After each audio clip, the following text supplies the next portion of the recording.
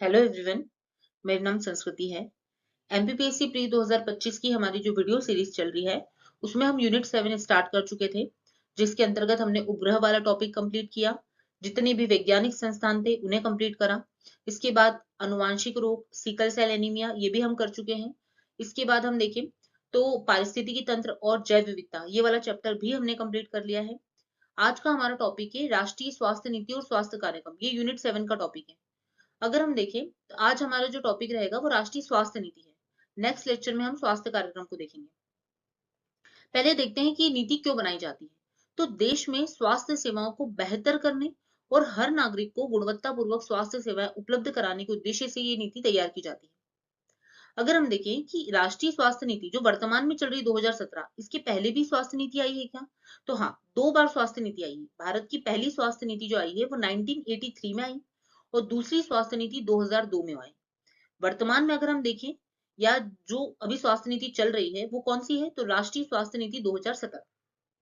इस स्वास्थ्य नीति का प्रारंभ कब हुआ? तो 15 मार्च 2017 से इस नीति को शुरू किया गया। और मिनिस्ट्री को ध्यान में रखना है कि कब, तो स्वास्थ्य और परिवार कल्याण मंत्रालय के द्वारा इस नीति को शुरू किया गया है। अब यहाँ पर ये 3 फैक्ट बहुत इंपॉर्टेंट है कि पहली स्वास्थ्य नीति 83 में, दूसरी 2002 में और वर्तमान स्वास्थ्य नीति 2017 में आई है। आगे बढ़ते हैं। अब इस स्वास्थ्य नीति का उद्देश्य क्या है? तो बीमार की देखभाल से अब शिफ्ट होके क्या हो गया, बीमार की कल्याण। ठीक है, तो अब सरकार का ध्यान ध्यान रहेगा कि सिर्फ बीमार की देखभाल ही नहीं करनी है, उसका कल्याण भी करना है। कल्याण कैसे करना है कि सिर्फ देखभाल, मतलब यही नहीं करना है कि उनको स्वास्थ्य सेवाएं मिल जाए, बल्कि स्वास्थ्य सेवाएं सस्ती भी होना चाहिए। ठीक है ना, स्वास्थ्य का जो खर्च है उसको जनता वहन कर सके, ऐसी भी स्वास्थ्य सेवाएं होना चाहिए। इसका मतलब है कि बीमार की सिर्फ देखभाल नहीं कर रही है सरकार, उसके कल्याण के लिए भी ध्यान दे रही है। और आयुष्मान भारत जैसी योजना जो है वो इसको सिद्ध भी करती है। अगर हम देखें कि जो राष्ट्रीय स्वास्थ्य नीति 2017 है, इसमें क्या क्या चीजें हैं, ये क्या मुख्य बिंदु है। तो सबसे पहला बिंदु है कि सस्ती, सुलभ और गुणवत्तापूर्वक स्वास्थ्य सेवा उपलब्ध कराना। दूसरा, स्वास्थ्य बजट में वृद्धि, क्योंकि हम सब जानते हैं कि इतनी बड़ी जनसंख्या है देश में, पर स्वास्थ्य पर बहुत कम खर्च, मात्र जीडीपी का एक या अभी हम आगे टारगेट में भी देखेंगे कि 1.15% ही जीडीपी का खर्च किया जा रहा है, तो बहुत कम है बजट पे खर्च, तो उसको भी बढ़ाना है। तीसरा, सामाजिक स्वास्थ्य बीमा। सामाजिक स्वास्थ्य बीमा जो है, इसी को देखते हुए या इसी की तर्ज पर, जो इस नीति की तर्ज पर आयुष्मान भारत योजना जो अभी चलाई जा रही है, जिसमें परिवारों को 5 लाख तक का बीमा दिया जा रहा है, तो इसी नीति से निकल के आया है। इसके बाद पीएचसी और सीएचसी का सुदृढ़ीकरण करना। तो जो प्राइमरी हेल्थ केयर सेंटर होते हैं और जो कम्युनिटी हेल्थ सेंटर होते हैं, उनका सुदृढ़ीकरण करना है इसमें। साथ ही आयुष और पारंपरिक चिकित्सा का समावेश करना। तो वर्तमान में जो चिकित्सा पद्धति है उसके साथ जो पुरानी चिकित्सा पद्धति है हमारी, जो आयुष चिकित्सा पद्धति, उनको उसके साथ जो है वो समावेशित करना। फिर सार्वजनिक और निजी क्षेत्र का समन्वय करना। तो ये सारी जो है वो मुख्य बिंदु है राष्ट्रीय स्वास्थ्य नीति 2017 के। अब हम आगे देखते हैं उसके लक्ष्य। और लक्ष्य बहुत इंपॉर्टेंट है क्योंकि इससे ही क्वेश्चन बनेगा। पहला लक्ष्य कि जीडीपी का जो स्वास्थ्य पर खर्च होता है वो 1.15 से बढ़ाकर 2.5 करना है। और यही स्टेट में अगर हम देखेंगे, क्योंकि आगे एक लक्ष्य आएगा, तो स्टेट में इसे 8% तक करना है हर राज्य को। इसके बाद जीवन प्रत्याशा को 67.5, मतलब 67.5 वर्ष से बढ़ाकर हमें 2025 तक 70 वर्ष करनी है। अब क्वेश्चन ये उठता है कि जीवन प्रत्याशा क्या होती है। इसका मतलब ये होता है कि एक व्यक्ति औसतन कितना जीता है, उसकी औसत आयु कितनी होती है, तो उसे बोलते हैं जीवन प्रत्याशा। तो इसको हमको बढ़ाना है, 67.5 से बढ़ाकर 70 वर्ष करना है। आगे देखते हैं कुल प्रजनन दर। तो कुल प्रजनन दर को 2025 तक राष्ट्रीय और उपराष्ट्रीय स्तर पर 2.1% तक लाना है। अब क्वेश्चन ये उठता है कि कुल प्रजनन दर का मतलब क्या है। तो एक महिला जो अपने प्रजनन आयु में कितने बच्चों को जन्म देती है, उसे ही हम टोटल फर्टिलिटी रेट या कुल प्रजनन दर कहते हैं। तो वो हमें कितनी रखनी है, 2.1% तक रखनी है। इसके बाद 5 वर्ष से कम उम्र के बच्चों की जो मृत्यु दर है उसको 23 प्रति हजार जीवित जन्म पर लाना है।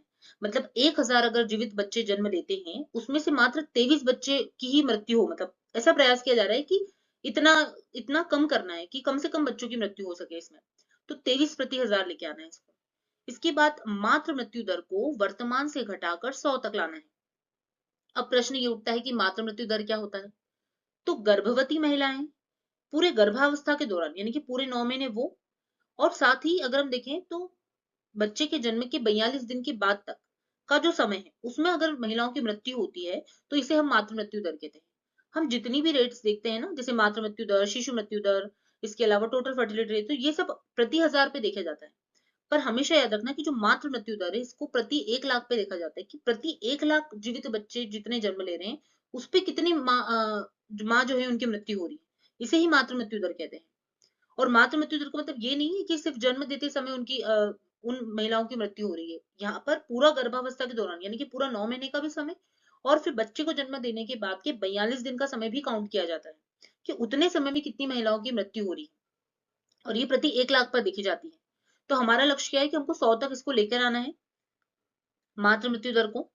फिर है वर्ष 2025 तक 5 वर्ष से कम उम्र के बच्चों में बौनेपन या स्टंटिंग की समस्या को 40% तक कम करना है।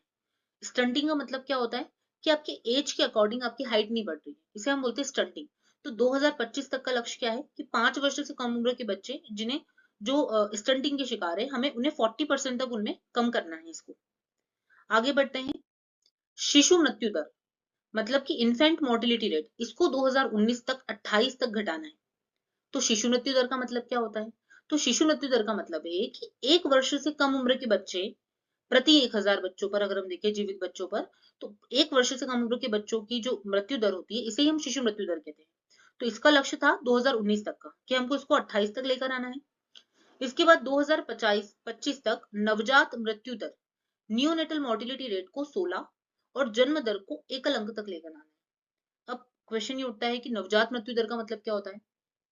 नवजात का मतलब होता है ऐसा बच्चा जिसको जन्म हुए या जिस जो केवल 28 दिन का बच्चा है, जो 1 महीने का भी कंप्लीट नहीं हुआ।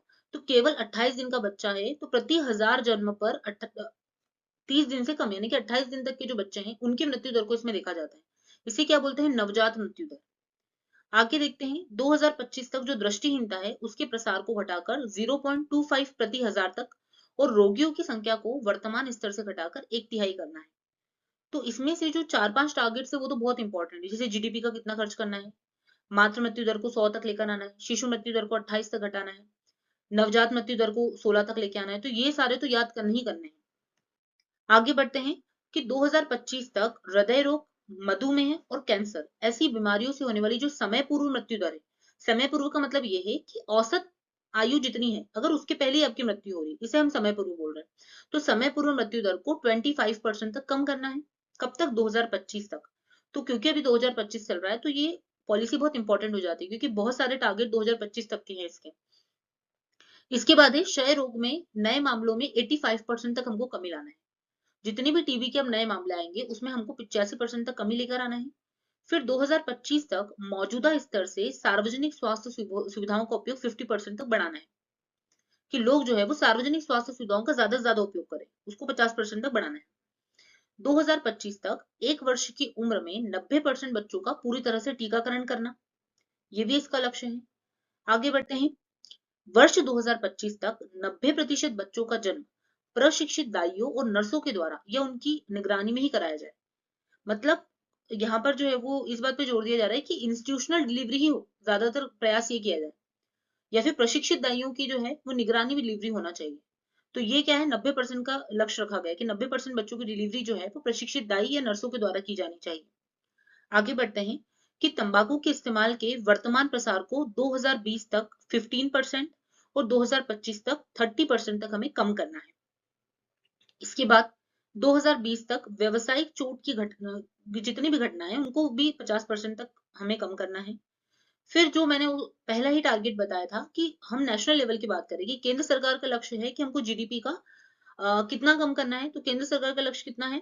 केंद्र सरकार का लक्ष्य हमने देखा था कि 1.15 जो है उसको बढ़ाकर 2.5 करना है। पर स्टेट गवर्नमेंट के लिए क्या लक्ष्य रखा गया है कि 2020 तक जितने भी राज्य हैं, उनको अपने बजट की 8% यानी कि 8% स्वास्थ्य सेवाओं पर खर्च करना है। साथ ही 2025 तक परिवार के जो स्वास्थ्य व्यय है उसमें कमी लाना है।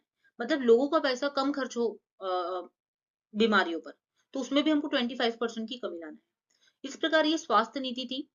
हमको कोई भी टॉपिक किसी भी यूनिट का छोड़ना नहीं है, हर टॉपिक को एक बार देखना जरूर है, क्योंकि एक एक क्वेश्चन से जो है वो बच्चे एग्जाम से बाहर हो जाते हैं। इसलिए सारे टॉपिक को एक बार देखना है, अच्छे से रिवीजन करना है, और जितनी भी टारगेट है उसमें से 4-5 टारगेट बहुत इंपॉर्टेंट है, जैसे कि मातृ मृत्यु दर है, शिशु मृत्यु दर कितनी करनी है हमको, ठीक है।